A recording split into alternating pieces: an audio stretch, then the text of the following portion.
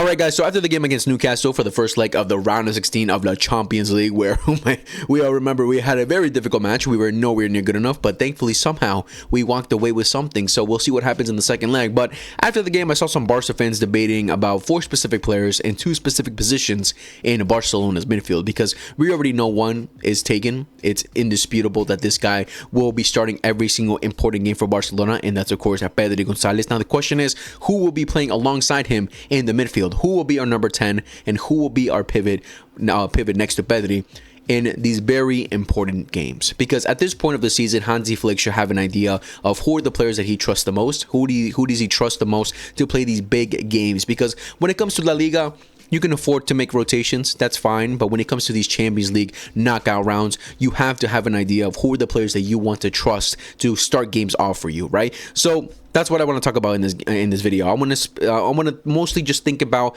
have an idea in your head that we're talking about knockout rounds. We're talking about these big important matches, these Champions League matches. Of course, we still have to see how far we get into the Champions League. You know, this could be a little bit of an idea as to how we can line up with against Newcastle next week, which is of course going to be a very important game. But if we do get past Newcastle for the quarterfinals, semifinals, final potentially, who are the players that Hansi Flick should trust in the midfield alongside Pedri Gonzalez? So let's talk about him. Let's talk about it. So, of course, as you can see on your screen, these are the 4 other midfielders that we have, and this is the depth that we have in the midfield. Which is, let's start off by saying that's incredible, right? That we have 4 great players that can play in the midfield alongside Pedri Gonzalez, and this is the beauty about having depth, that you can make rotations. That you know that if one player is out and one player is unavailable, you want to give one player rest. You have a great substitute that can do their thing as well for Barcelona. So this is beautiful to see that we have depth, and we're still missing the likes of Gavi, who I can't wait to see what he's going to be capable of doing once he's fully back. And Casado, you know, he's been on and off, but he's an option as well. But let's start off with the number 10s. Let's start off with the number 10s with Dani Olmo and Fermin Lopez. Listen, this debate between Fermin Lopez and Dani Olmo has been going on since the moment we signed Dani Olmo, and the beginning of last season, when Fermin also came from an incredible Olympics with Spain, where he just absolutely killed it, scoring goals for fun. He was the best player of the tournament, if I'm not mistaken. And if he wasn't, whoever made the decision, quit. Never make a decision like that ever again. But Fermin Lopez was extraordinary in that Olympics, and they ended up winning it too. So people are wondering now, what's he about to cook up with Hansi Flick in this Barcelona season, for Hansi Flick's first season? And at the beginning, Hansi Flick chose to trust Dani Olmo more because, we just bought the guy. We need to see what he's capable of. And of course, because Hansi Flick also wanted Dani Olmo. But what we regularly saw from Dani Olmo last season, which was the summary of his season last season, was he was very injury prone, right? He was always out. Basically, he missed half the season last year. So that's the main problem with Dani Olmo, right? And that's when Fermin started to get his opportunities, and he was shining under Hansi Flick. And then going into this season, the debate continued again. Who should be the number 10 for Barcelona? I opted at the beginning of the season for it to be Dani Olmo, just because I like the player that he is, the quality he offers, a little bit more mature, obviously, than Fermin, because he's a little bit older than him as well.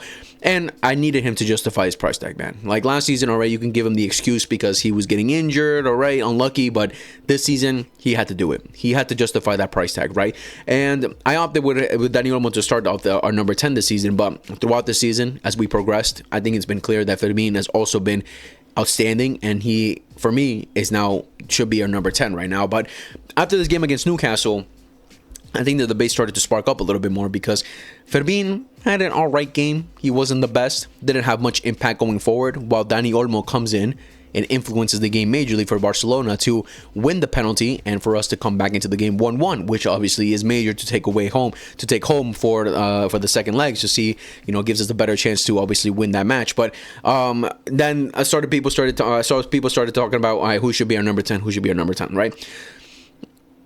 Obviously both players have their negatives and their positives. They have their strengths and their weaknesses. Fermin, I think, is more suitable when it comes to the press and that we need, considering the system that we play. Of course, it's obviously also a matter of the opponents that you go up against, right? You always have to evaluate your opponent and who would be the better option. But when it comes to these high intensity games, when it comes to the Champions League, obviously you're always gonna have high intensity games, man. I don't think you're rarely gonna see any games where like in La Liga you're gonna deal with, you know, some low block team that's gonna be defending the whole time. No, it's gonna be high intensity, back and forth kind of football, and I think Fermin suits that a bit more than Dani Olmo, especially again with the way that Barcelona play. We need a player like Fermin Lopez to start off games for us. So obviously the strengths that Fermin has is his aggressiveness, his energy that he brings, how this kid can just run for you throughout the whole game. Obviously his confidence as well, his shot taking ability, his finishing, his eye for goal. He's improved a lot in his link up play, I would say, for compared from last season. Fermin is just an energy ball that you would want. You know, he's the type of player that would just bring a spark to you whenever nothing is going on. Whenever you see like nothing's happening, you know, the game is looking a little bit slow for Barcelona,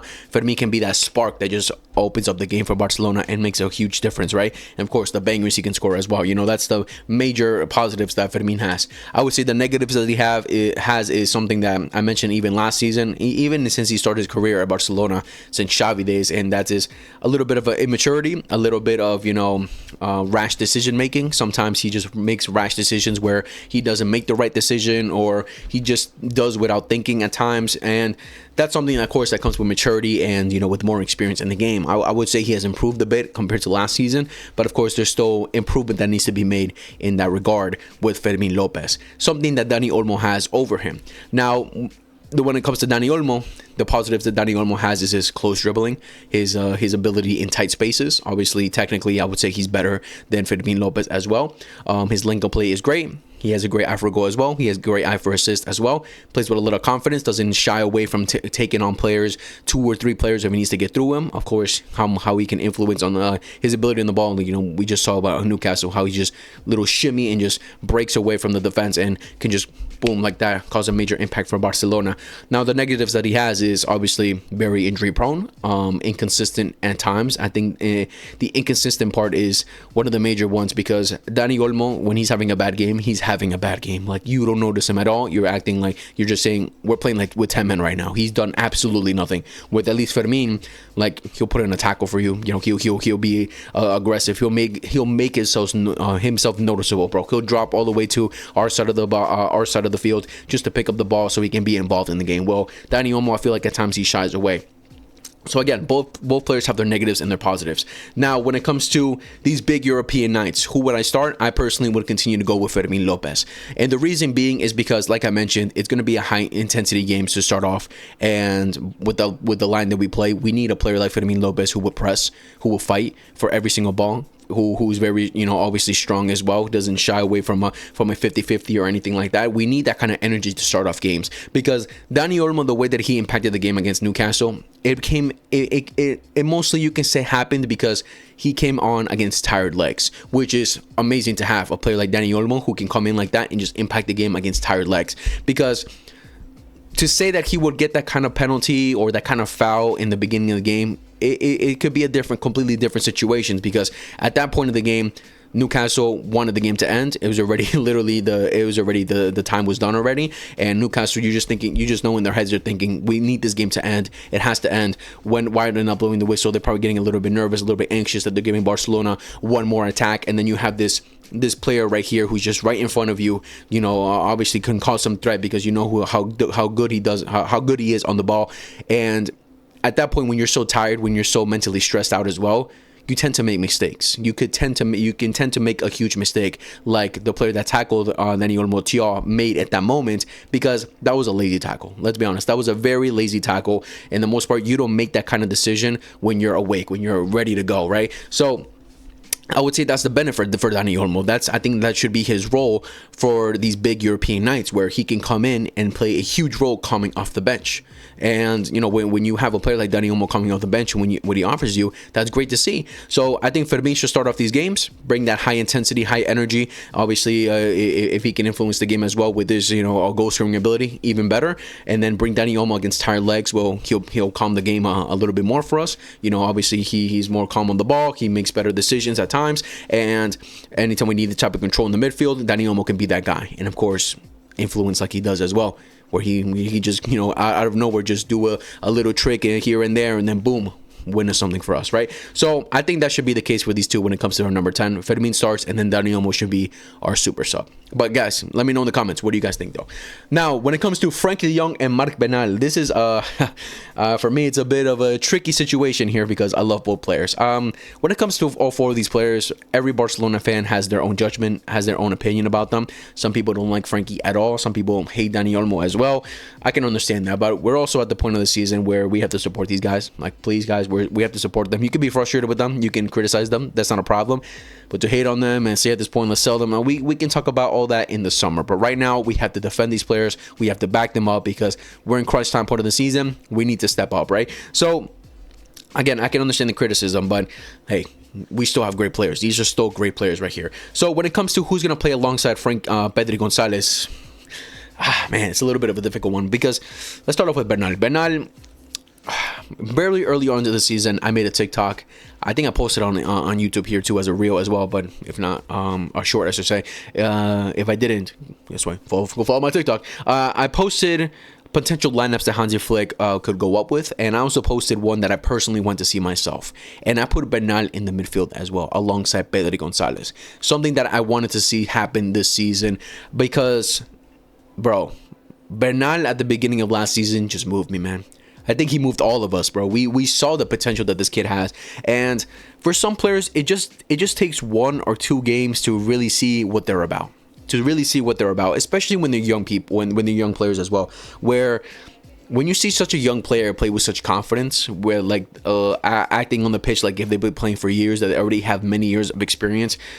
It's the best thing that can happen for these kids. It's the best thing to seize because you know that they can get even better. You know, when a kid comes in and plays with such confidence, you know they can only get better with more game time, with more maturity. Obviously, when they age even more, when they grow more into their body, you just know they're going to get even better. And the little we saw from that Bernal last season really moved us, bro. We were calling him the next Sergio Busquets, right? Unfortunately, again, he went down with his injury, which was terrible to see. But I even question like, what would have happened? What would have Barcelona's season midfield situation been like if Bernal never went down? Because Hansi Flick clearly saw something in the kid, and that's why he trusted him to play in these big moments when we didn't have Frenkie, we didn't have Gavi, and before his injury, Bernal was the one starting in the midfield alongside Pedri Gonzalez. So who knows what would have happened, but this season I definitely wanted to see a little bit more of Bernal.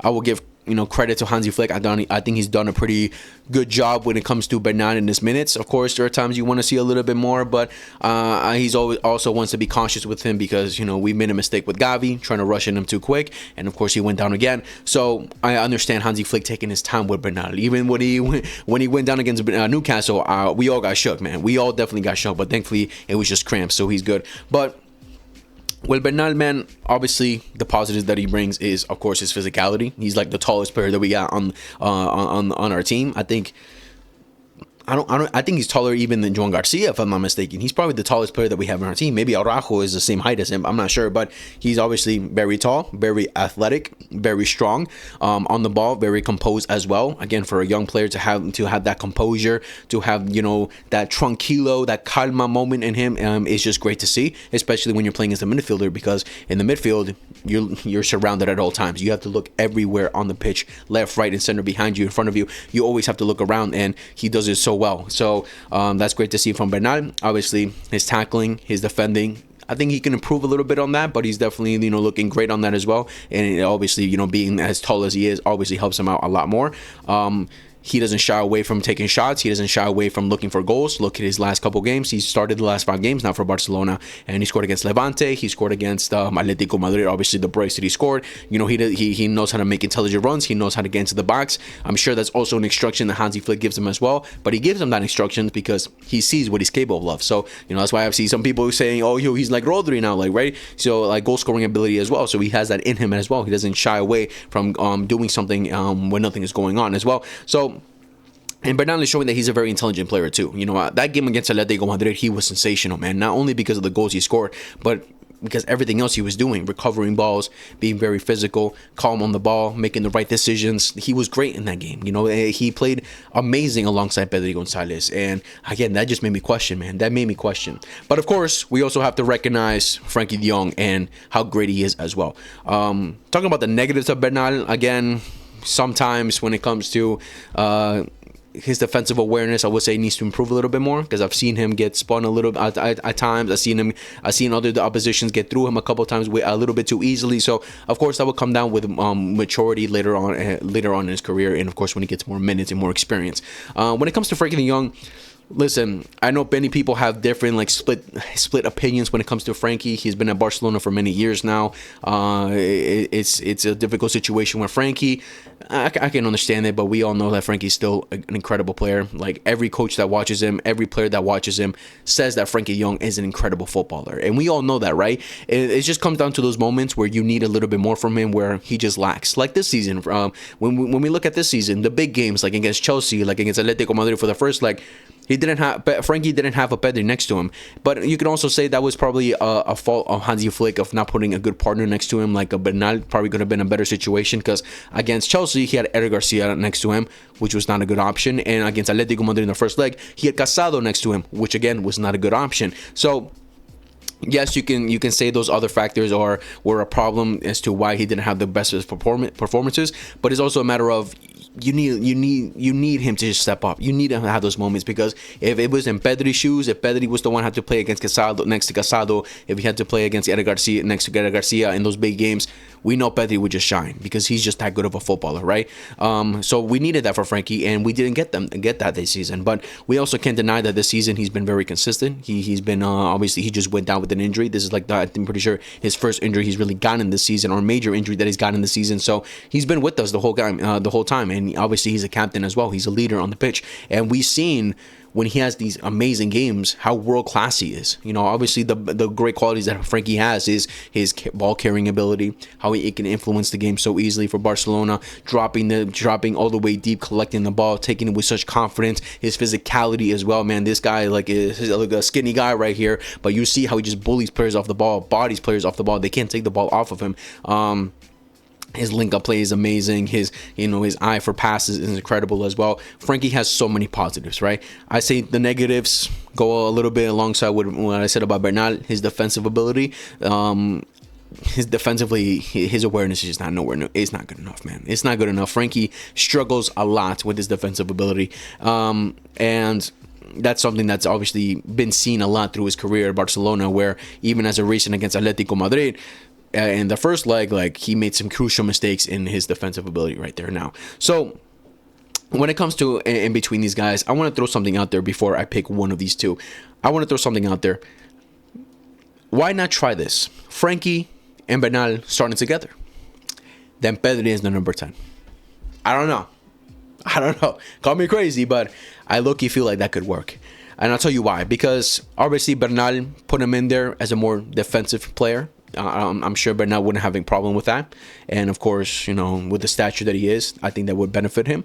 Frenkie de Jong having someone that he can play alongside with, that he'll have confidence to drive forward a little bit more, because we know Frenkie is better going forward in the final third than he is, just staying back and playing defensive work. So him having the confidence to push forward a lot more because he has someone next to him that can do the dirty work, that'd be great for him. And Pedri as the number 10, listen, I don't love it. I've been critical of Luis de la Fuente when he plays Pedri as number 10, but Pedri can still do it, man, because he's just that good of a footballer, man. Everything that Dani Olmo and Fermin can do, Pedri can do. Obviously, these two do a little bit better because that's their natural position, but Pedri can still do it, right? He's just that good of a footballer that attacking, we know Pedri how incredible he is attacking, right? But of course, his best position is always going to be the number 8. So I'm just throwing it out there. I mean, maybe, hopefully, one day we can see it. I think it could work. I think it very much could work, but we'll see. We'll see if Hansi Flick ever tries it. But when it comes to picking one of these two, man, I find it very difficult. And it might be a controversial take. I don't know. Maybe not, because I know a lot of people don't like Frenkie. I might have to start Bernal. Because that game against Atletico Madrid, I know it's a one-off game. We've seen multiple games between Pedri and Frenkie where they've been great. But that game again with Pedri and Bernal, man, it really moved me, and it just showed me that Pedri has a great partner alongside him with Bernal. Bernal can do it, man. He can do it. He can play in these big games. He can step up in these big games. He doesn't shy away, man. Against Newcastle, he didn't have the greatest of games. Yes, no one did. No one did. Pedri was like literally our only best player out there on the pitch. But he also showed some, going up against this tough midfield like Newcastle with Joelinton, Tonali, all these physical players. He still went at them. He didn't shy away. He won some headers. He won some duels. So, and he was confident on the ball as well. He didn't shy away from them, and that's the kind of thing that you want from these young players as well. So, low key, I'd go with Bernal. Do I think Flick is going to do it? No. I think when Frenkie comes back, he's going to continue to put Frenkie in. But I would want to trust Bernal more than Frenkie. And then Frenkie is a super sub would be incredible for us. Incredible. Especially if we need goals, especially if we need to attack. Frenkie coming in can be that major spark for us. Like Dani Olmo can be that spark for us coming off the bench. Hey, that's just my opinion. Because I feel like Pedri and Bernal in double pivot would be incredible. I really like to see their chemistry together. So I mean, we'll see what Hansi Flick decides to do later in these later stages of the knockout rounds that we obviously get through. We obviously have the first big test against Newcastle. Of course, Frenkie won't be available for Newcastle, so Bernal will be starting there. Hopefully he's all good. But that's just how I see it, man. I want Bernal to get the opportunity to be a major player for us in these big games, and FERMIN to continue as our number 10 as well. But again, guys, let me know in the comments what you guys think. Who would you guys choose? Would you put Dani Olmo, FERMIN as a number 10? And who would you put between Frenkie and Bernal as a pivot next to Pedri Gonzalez? Let me know all those things down in the comments below, man. Guys, make sure to like, subscribe, favorite, hit the notification bell for everything we upload. Shit, friends, love football, and I'll see you guys in the next video, whenever it is. Much love, take care, peace, God bless. I'm out.